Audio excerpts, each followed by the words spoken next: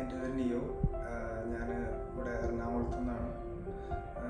ഞാൻ BBA കോഴ്സാണ് കഴിഞ്ഞത്. അപ്പോൾ ഇനി അടുത്ത ഫർദർ കോഴ്സിന് വേണ്ടി ഗ്ലോബൽ MBA ചെയ്യാൻ വേണ്ടി ഞാൻ ഇങ്ങനെ എഡ്യൂക്കേരിയർ ഏജൻസിയെ ബന്ധപ്പെട്ടു. അപ്പോൾ അവർ ഇങ്ങനെ ഓപ്ഷൻസൊക്കെ പറഞ്ഞ് ഇങ്ങനെ കോളേജൊക്കെ സെറ്റാക്കി തന്നു.